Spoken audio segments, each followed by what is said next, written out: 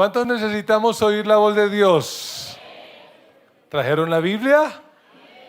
Ábrala y téngala abierta en la segunda carta del apóstol Pablo a los Corintios en el capítulo 8. Y le quiero empezar contando una historia. ¿Cuántos les gustan las historias? ¿Sí les gusta o no?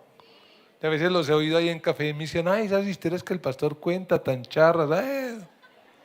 Pues no me importa, voy a contar otra historia. Y esta historia trata de un hombre que lo llamaremos Robert.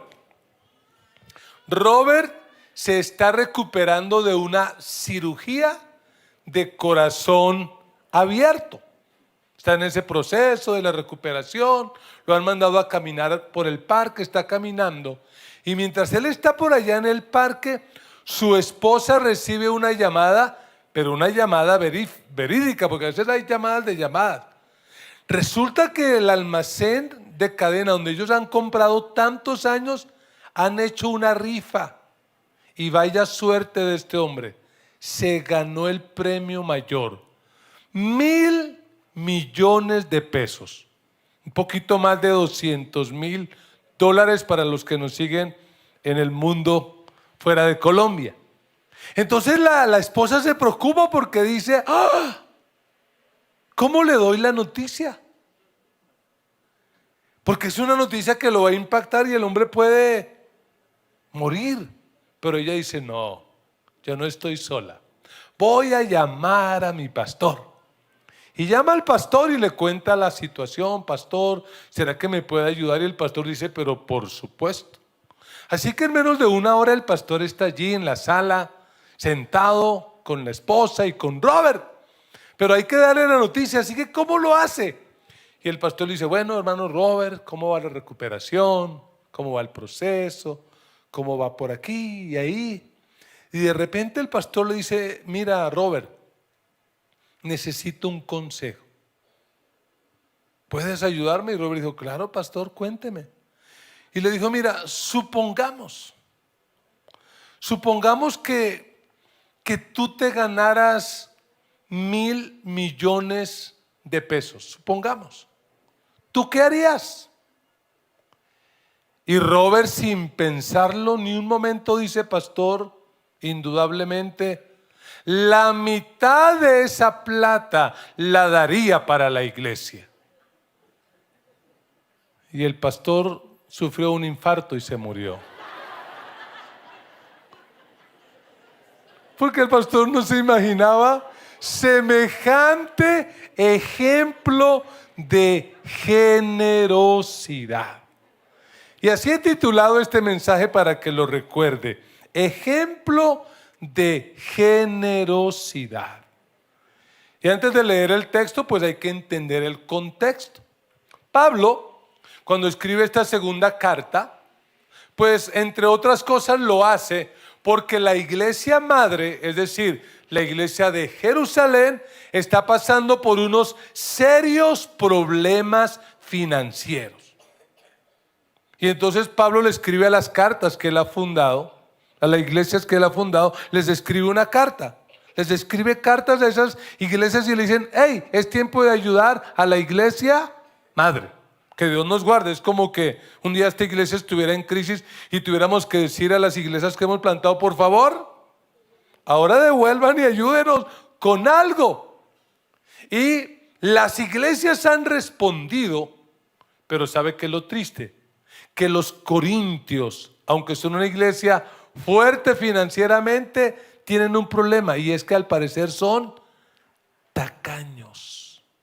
Y entonces Pablo va a usar el ejemplo de generosidad de los hermanos de Macedonia, a ver si logra animarlos para que sean generosos. Leamos. Segunda a los Corintios 8:1.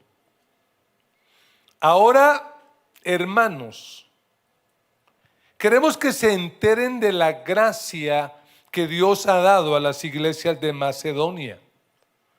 En medio de las pruebas más difíciles, su desbordante alegría y su extrema pobreza abundaron ¿en qué? En rica generosidad.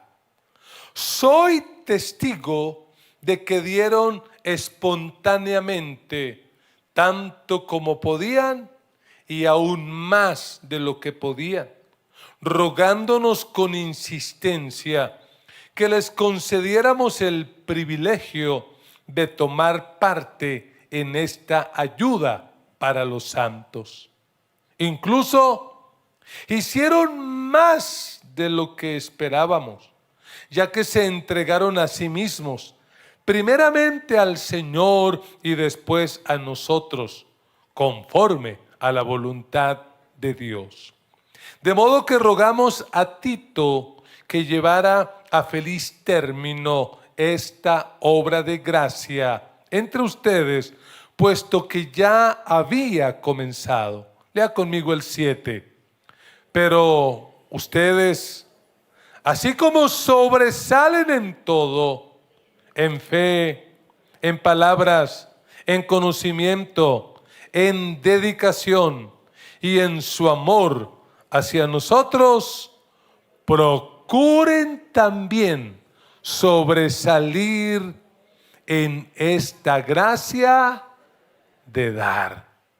Procuren también sobresalir en esta gracia de dar. Amén y amén. Creo que ha habido un problema a lo largo de la historia en el ser humano, y los cristianos que seguimos siendo humanos no nos escapamos, y es el bendito amor al dinero. El creer que la vida se trata de codiciar, de acumular, de ser tacaños. Y realmente no sé, pero creo que si hay algo que al ser humano por naturaleza, habrá excepciones, pero por naturaleza le cuesta es ser generoso. Pero Jesús nos dejó algo bien claro, y es que tenemos que hacer tesoros en el cielo. ¿Qué tal si le dice al vecino, debemos hacer tesoros en el cielo? Tú que estás allá a través de Facebook, debemos hacer tesoros en el cielo. Y déjame decirte que la generosidad es la mejor manera de hacer tesoros en el cielo. Si tú quieres hacer tesoro en el cielo, tienes sí o sí que aprender a ser generoso. Así que ayúdeme a predicar y dígale al vecino, debemos ser ejemplos de generosidad. O si lo quiere decir más sencillito, en 2 palabras, dígale, sea generoso. O si lo dijéramos de manera negativa, ¿cómo lo diríamos? A ver, no sea ¿qué? No sea tacaño, sea generoso. Y yo quiero que a la luz de este texto que hemos leído, tratemos de responder a la pregunta ¿por qué? ¿Por qué debemos ser generosos? Y a mí me parece que cuando uno está empezando a caminar con Dios y está empezando la vida cristiana, si hay algo, lo digo por mi experiencia, que a uno le cuesta es dar. A uno le dicen, entrégale tu vida al Señor, y uno que dice, Señor, ahí está mi vida. Entrégale tu matrimonio al Señor. Señor, ahí está mi matrimonio. Entrégale tus hijos al Señor. Ahí está. Entrégale tu suegra, Señor, rápido. Ahí va. Pero le dicen a uno, hay que diezmar y ofrendar. Y uno que dice, tan charro, ¿para qué hablan de eso en la iglesia? Y algunos también han dicho, ay pastor, ¿será que el otro domingo no pueden hablar nada de diezmar ni ofrendar? Es que voy a llevar un invitado. ¿Por qué tienen que hablar de eso? ¿Por qué debemos ser generosos? Y le quiero dar 3 razones basadas en este texto de por qué ser generosos. Y la primera es que debemos ser generosos porque la generosidad evidencia la gracia. Gracias, hermano. La generosidad evidencia la gracia. Si usted le prestó atención a la lectura, el apóstol Pablo en este texto una y otra vez menciona la palabra gracia. En el versículo 1 dice: ahora, hermanos, queremos que se enteren de qué cosa, de la gracia que Dios ha dado a las iglesias de Macedonia. En el versículo 6, la última parte dice: de modo que rogamos a Tito que llevara a feliz término esta obra de gracia. Y en la última parte del versículo 7 dice: procuren también sobresalir en esta gracia de ¿qué? De dar. ¿Y qué significa la palabra gracia? La palabra gracia, en un significado muy sencillo, es un regalo gratuito e inmerecido.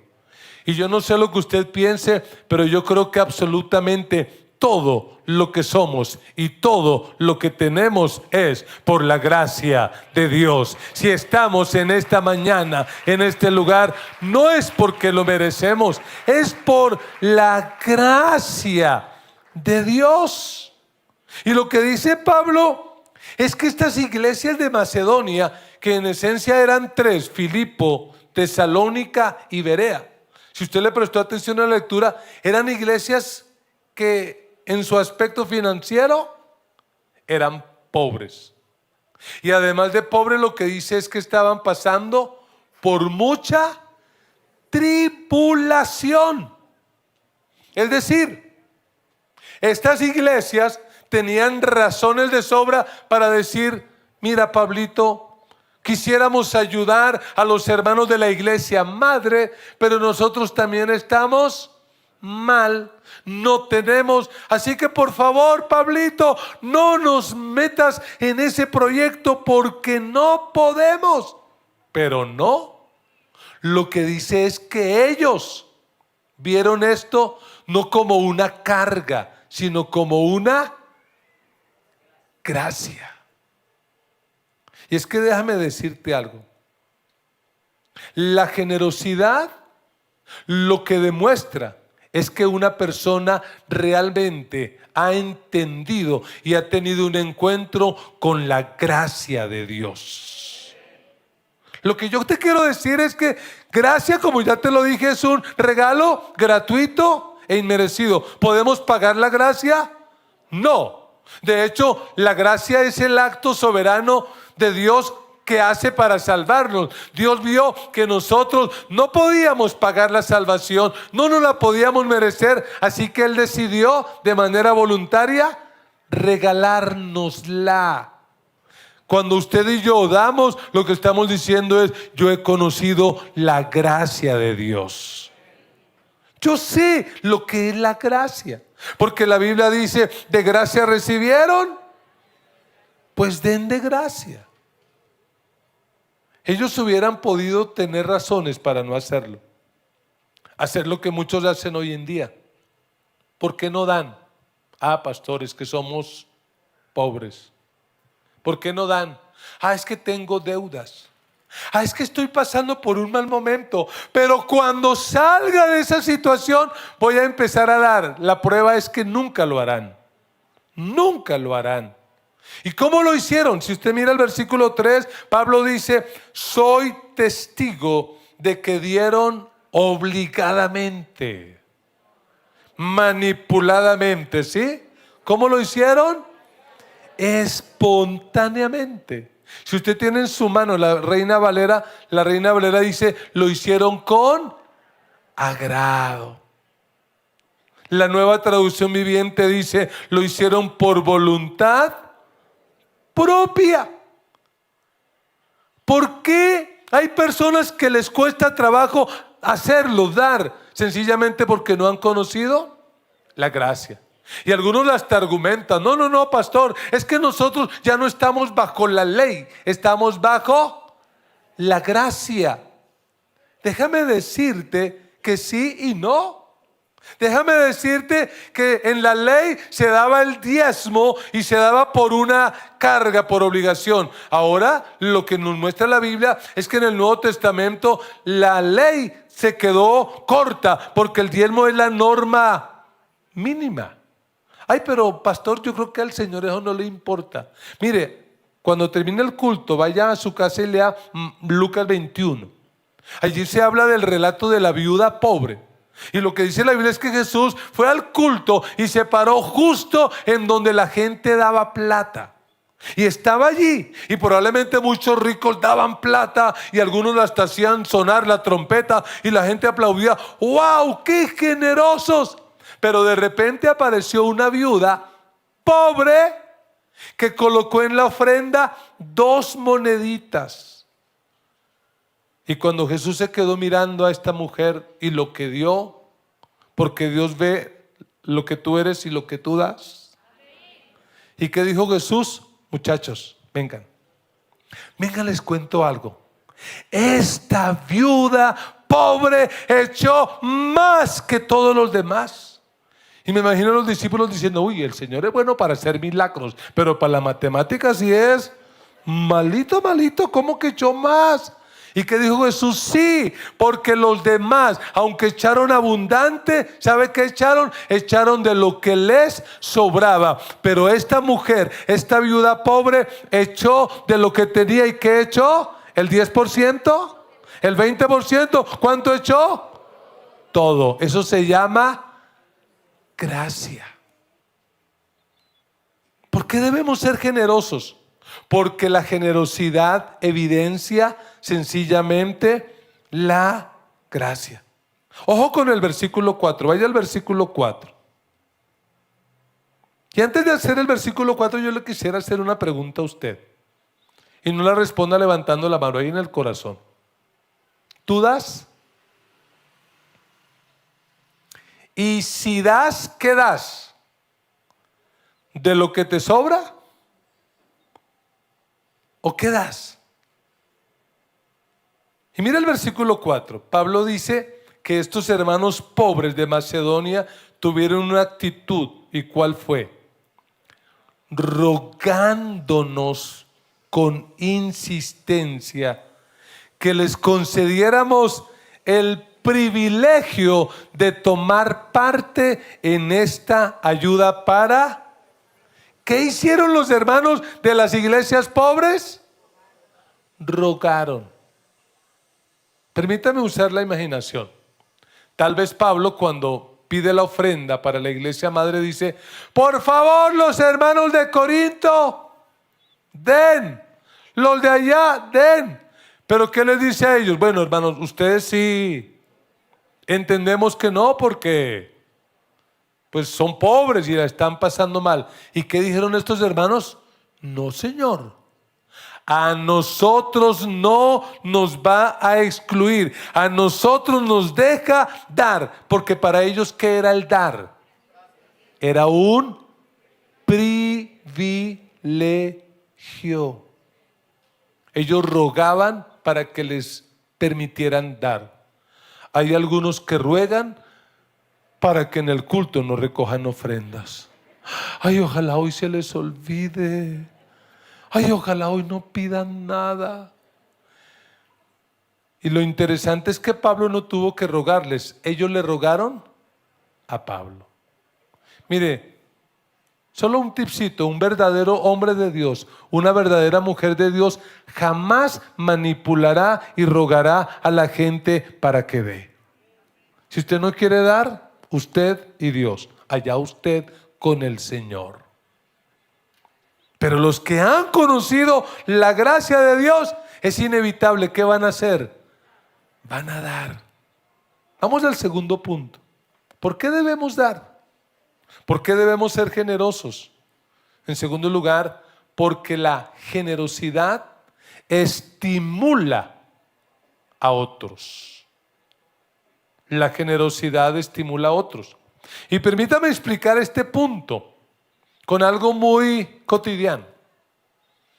¿Cuántos de los que están aquí alguna vez han tenido la desagradable experiencia de ir en una salida, paseo, una salida a un centro comercial con un tacaño?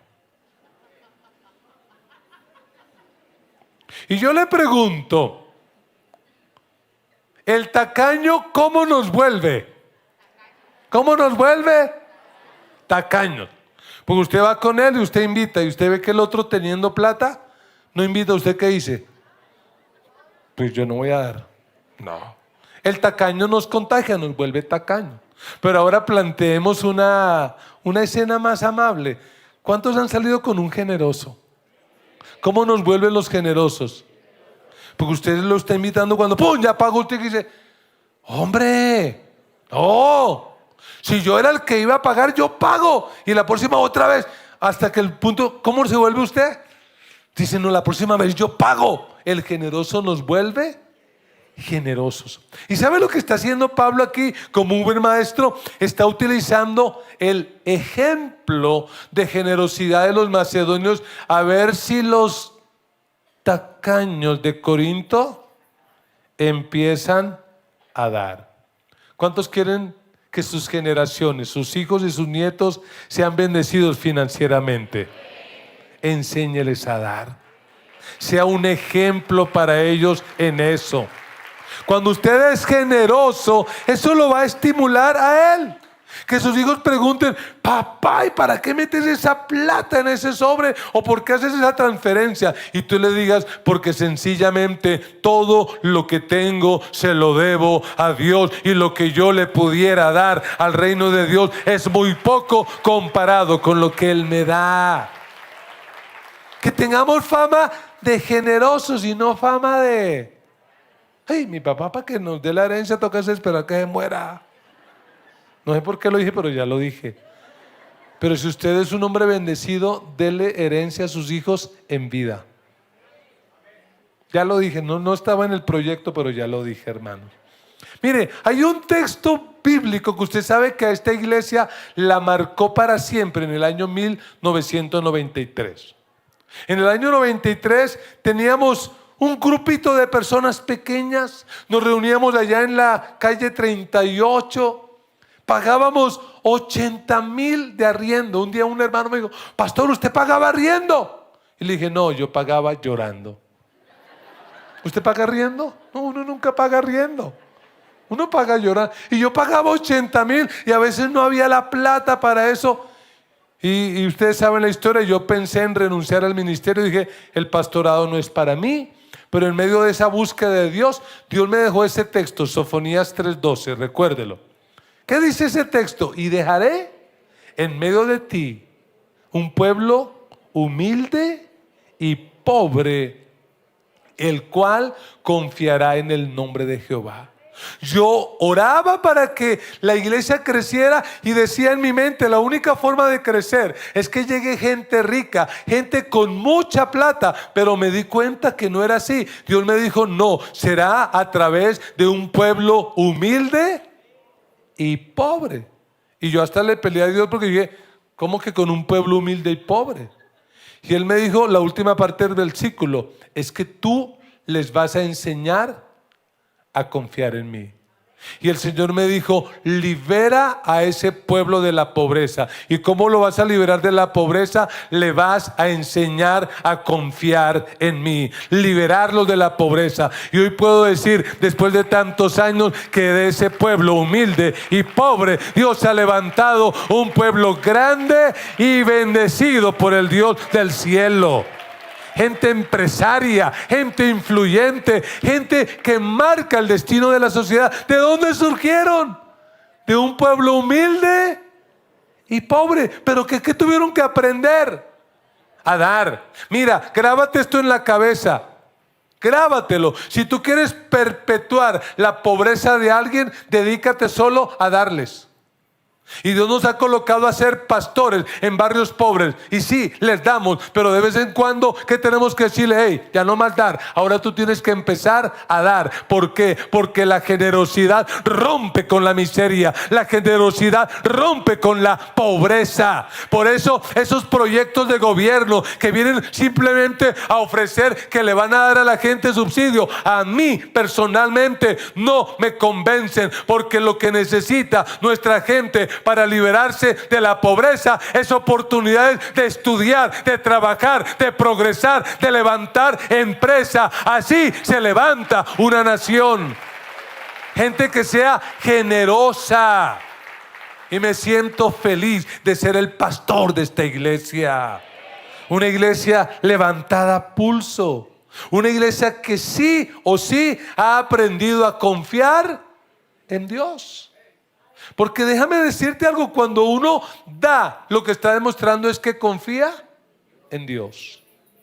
Porque si tú recibes 2 millones de pesos y apartas por lo menos 200,000 para Dios, ¿qué estás diciendo? Señor, yo confío que 1.800.000 alcanza más que 2 millones. Eso se llama confianza, eso se llama fe. El problema de muchos es que no confían, no creen, no lo entienden. Y aquí yo quiero responder una pregunta que uno se hace, y es: ¿por qué a algunos les cuesta tanto dar con generosidad? ¿Por qué? Y entonces salen las excusas. Porque son pobres. Mentira. Porque no tienen. Mentira. Porque están endeudados. Mentira. ¿Sabe por qué la gente no da? Versículo 5 está la respuesta. Pablo dice, hablando de las iglesias pobres de Macedonia: incluso hicieron más de los que esperábamos. ¿Por qué hicieron más? ¿Por qué dieron como un privilegio? ¿Por qué? Léalo por favor en voz fuerte. Ya que se entregaron a sí mismos primeramente al Señor y después a nosotros, conforme a la voluntad de Dios. ¿Por qué a muchos les cuesta dar dinero? Porque no se han entregado de verdad al Señor. Porque les gusta la iglesia. Tan lindo, uno canta ya. Una señora me dijo, eso es como una teoterapia, ¿no? Uno viene, eso es chévere, me gusta. Y me gusta eso. Y me gusta cuando hay derribamientos. Yo dije, ¿qué es derribamiento? No, yo vi que la otra vez una señora se cayó. Yo quisiera participar en un derribamiento de esos. Hay gente así que me simpatiza y me cae bien el orador. No. Esto no se trata de simpatizar. Se trata de que tú le entregues tu corazón a Dios. Cuando tú le entregas tu corazón a Dios, tú le vas a entregar absolutamente todo a Dios. El problema de muchos cristianos es el problema del joven rico. ¿Se acuerda del joven rico que se acerca a Jesús y le dice: Señor, yo he guardado todo esto, ¿qué más necesito para tener la vida eterna? Y Jesús le dice algo muy sencillo: ve, vende todo lo que tienes, se lo das a los pobres y vienes y me sigues. No pudo, porque el amor de él, ¿cuál era? El dinero. ¿Qué contraste con Zaqueo? ¿Sí se ha leído la historia de Zaqueo? Zaqueo, un hombre despreciado, rico, con mucha plata, y un día recibe a Jesús. Jesús está en su casa y sin que nadie le diga nada, Zaqueo dice: señores, conocer a Cristo me ha cambiado la vida y hoy tomo una decisión. La mitad de mis bienes la doy para que sea repartida entre los pobres, y si a alguien le he defraudado, que muy seguramente lo hizo, si a alguien he defraudado, se lo devuelvo todo cuadruplicado. ¿Y qué dijo el Señor Jesús? Hoy ha venido la salvación a esta casa, porque cuando la salvación ha venido a alguien, la generosidad lo acompaña, la generosidad lo sigue. Amados, tenemos que ser generosos. La generosidad es la evidencia de que somos salvos. Se lo repito, no somos generosos para comprar la salvación. Nadie puede comprar la salvación. Pero somos generosos para demostrar que tenemos la salvación. Para demostrar que le hemos entregado todo a Dios. Mire lo que dice Pablo en el versículo 7. Y Pablo, al hablar a los corintios, usa lo que llamaríamos sarcasmo, porque los de Corinto tenían la replata, hablaban en lenguas, presumían que estaban llenos del Espíritu Santo. ¿Y qué le dice Pablo con sarcasmo? Pero ustedes, así como sobresalen en todo, echándole vainazo, en fe, en palabras, en conocimiento, en dedicación y en su amor para con nosotros. Procuren también sobresalir en esta gracia.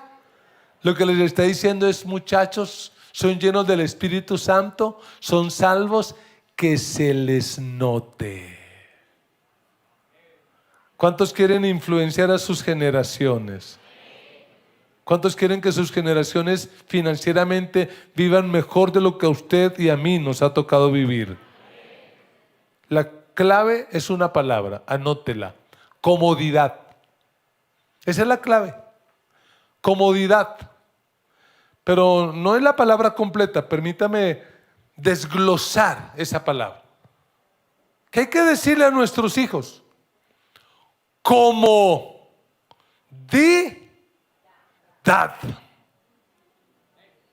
¿Qué hay que decirle a nuestros discípulos?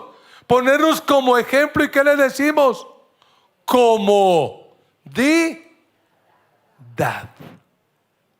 Dígale al vecino, póngalo en práctica, dígale: comodidad. Comodidad. Usted tiene que ser ejemplo en eso. Y lo que le dice Pablo a los Corintios es: hey, que se note que ustedes son ejemplo en eso. Y mira el versículo 8.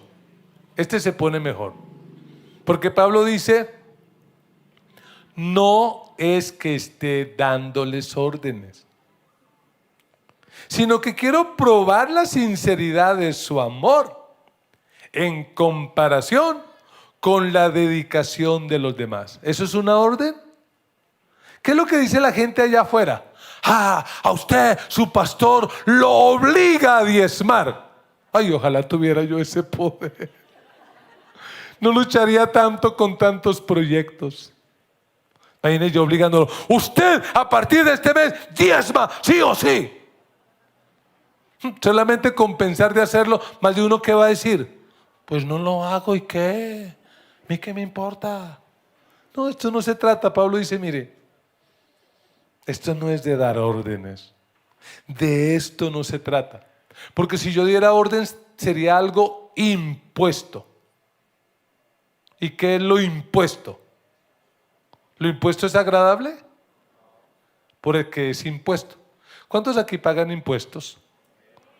Levanten la mano los que pagan impuestos con mucha alegría y con mucho gozo. Tiene que darme la clave, por favor.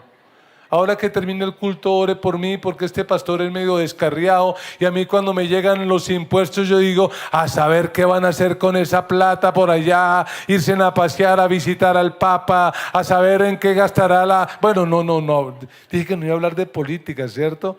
Pero a saber, uno no lo paga con gusto porque eso es un impuesto. La generosidad no. Cuando usted y yo damos para Dios, tenemos que hacerlo, y hacerlo con alegría, con gozo, con amor. Es la manera de decirle a Dios: Dios, no te puedo pagar lo que hiciste por mí, pero estoy agradecido y te amo. Te amo tanto que por eso doy. Hoy que estamos en Domingo de Misiones, y eso me lo enseñó mi misionera en Indonesia, ella me dijo, porque yo un día le dije: ¿cómo sabes tú en un mundo musulmán que alguien realmente se ha convertido? Y ella me dijo dos cosas. Cuando una persona musulmana realmente se ha convertido, hace dos cosas. Número uno, se bautiza. Y número dos, empieza a dar. A propósito, ¿cuántos convertidos hay en esta mañana en el culto? Qué pena, perdón. Estoy siendo brusco. Dar. Usted puede dar sin amar, pero no puede amar sin dar. Y vamos a la tercera y última. ¿Por qué debemos ser generosos? En tercer lugar, porque la generosidad exalta a Cristo. Porque el modelo por excelencia de generosidad no son los macedonios. ¿Quién es? Es Cristo. Cristo. ¿Qué dice el versículo 9? Ya conocen, ¿qué cosa? Otra vez la palabra gracia. la gracia de nuestro Señor Jesucristo. Léalo. Que aunque era rico, por causa de ustedes, se hizo pobre, para que mediante su pobreza llegaran a ser ricos. ¿Cómo era Jesucristo antes de venir a esta tierra? Rico. Imagínenselo en el cielo, lleno de gloria, lleno de majestad, lleno de honor, ángeles día y noche cantando y alabándolo. Pero él un día deja su gloria para venir a esta tierra a nacer en un humilde pesebre, en un pueblo despreciado de una región llamada Galilea, en un barrio que tal vez sería como el nuestro tal vez. Allá vino Jesús, se hizo pobre. ¿Y para qué lo hizo? Para que con su pobreza nosotros fuéramos enriquecidos. Déjame decírtelo de esta forma. Cristo es Dios por siempre. Y al encarnarse añadió a su ser humanidad, pero nunca perdió su deidad. Asimismo, Cristo, siendo rico, siempre añadió pobreza a su condición, pero nunca perdió su riqueza. Él es Dios. Ese humilde carpintero era Dios, pero vivió como si fuera una persona pobre. Tan pobre que a los que querían seguirlo les dijo: mira, yo no tengo ni dónde recostar la cabeza, piénsalo bien. Pero hay que aclarar algo, porque tampoco hay que pensar que Jesús era como un indigente, un habitante de calle o algo así por el estilo. Yo me imagino a Jesús como un carpintero, un trabajador que comía tal vez bien, que vestía bien. No era marquillero tal vez, no era que usaba las túnicas de no sé qué marca, pero vestía modestamente y bien. Es algo así como que alguien que siempre ha vivido en riqueza y de repente por un golpe de la vida tiene que vivir en pobreza. ¿Le pega o no le pega? Claro. Pero a nosotros nos pega. Criados con agua de panela, cuando nos dan chocolate nos infla la barriga, ¿cierto? Ay, no, nos hace daño, ¿cierto? Con chunchullo y bofe y pelanga y todo eso, ¿cierto? ¿Por qué lo hizo Jesús? Mire, Jesús lo hizo para darnos ejemplo de generosidad. Jesús lo hizo para recordarnos que las cosas materiales no son la esencia de la vida. Jesús se hizo pobre para dejar claro que el único Dios verdadero está al alcance de todos, no solo de los ricos, más bien como que está más al alcance de los pobres y necesitados. ¿Sabe? Jesús se hizo pobre para enseñarnos que el orgullo no vale nada, porque nada trajimos y nada nos vamos a llevar. Jesús vino para darnos ejemplo, pero sobre todo, como dice Pablo, para que con su pobreza nosotros fuéramos enriquecidos. Pero no se nos ocurra pensar en riqueza material, porque la riqueza material no es lo más importante. ¿Sabe cuál es la mayor riqueza tuya y la mayor riqueza mía? La mayor riqueza se llama la salvación. El saber que nuestros pecados han sido perdonados, que nuestro nombre está escrito en el libro de la vida, y que cuando el corazón deje de latir, hay un lugar en la casa del Padre esperando para mí. Aleluya. Esa es mi riqueza. Por eso, hermanos, el tiempo que vivamos en esta tierra tenemos que ser generosos. La mejor forma de hacer tesoros en el cielo es siendo generoso. Yo te quiero retar, te quiero desafiar para que en este planeta te conozcan como una persona generosa. Y no, ahí viene el tacaño de mi tío, ahí viene la tacaña de fulana. Le dan un golpe en el codo y abre los dedos, pero de los pies. Más amarrado que un tamal tolimense. Da más una cauchera de alambre que él. ¡Oh, tacaño!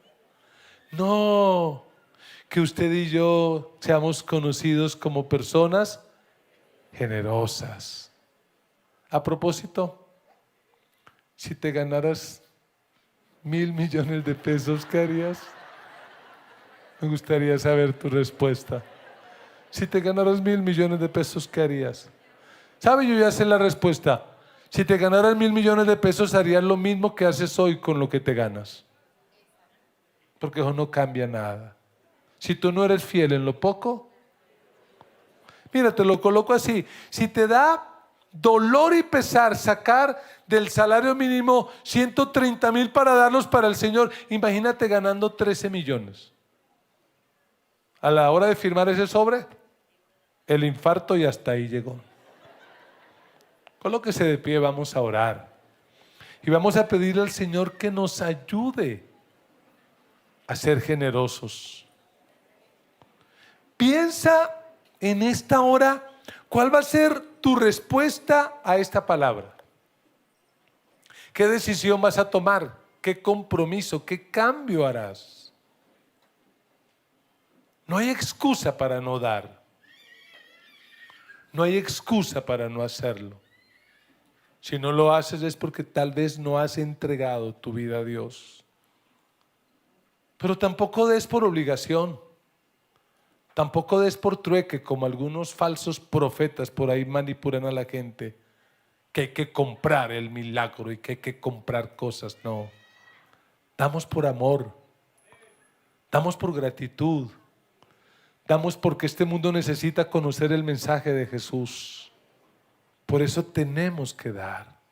Recuerda, cuando das, no estás comprando la salvación, pero estás demostrando que tienes la salvación. Da. Que te conozcan por generosidad. Y si quieres una promesa, te regalo esta promesa. Dios suple toda necesidad al que da con generosidad.